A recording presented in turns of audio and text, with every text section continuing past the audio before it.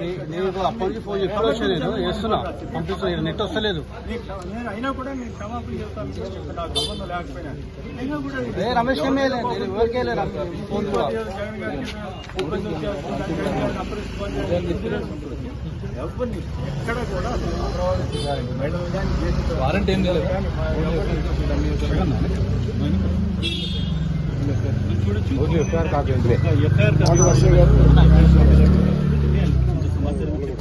పరిస్థితి చూస్తున్నాం. బట్ ఒక జర్నలిస్ట్ కి సంబంధించి నేను చాలా క్లియర్ గా ఆయన 70 సంవత్సరాలు ఆయన వయసు సీనియర్ సిటిజన్ 70 సంవత్సరాల వయసులో బయట కూర్చోబెట్టారు అనేటువంటిది సెక్షన్ చూసుకుంటే మనము ఆయన మీద కేసు అయింది. ఎక్కడంటే రాయపూడి గ్రామానికి సంబంధించినటువంటి తుళ్ళూరు పోలీస్ స్టేషన్ సంబంధించినటువంటి కేసు ఇది.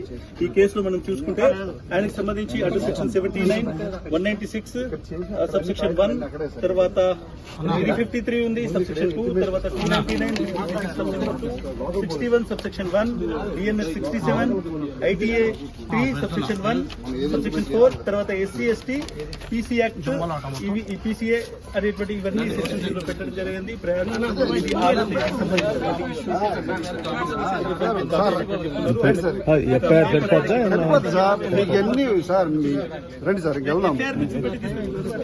సంబంధించి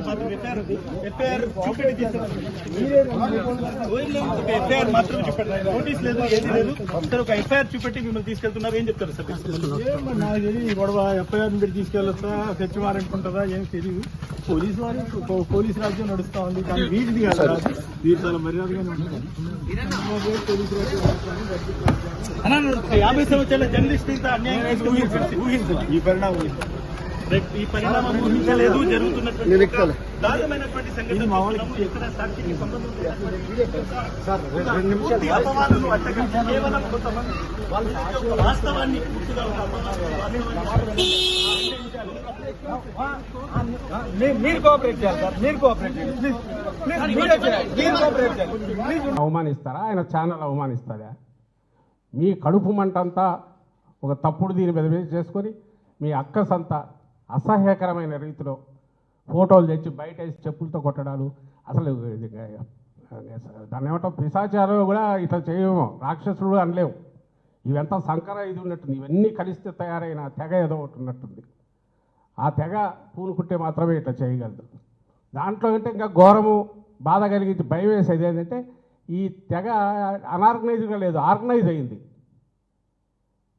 పూర్తి సమన్వయంతో పనిచేస్తుంది, కమ్ముకుంటుంది, కమ్ముకొని దెబ్బ కొట్టాలని చూస్తుంది.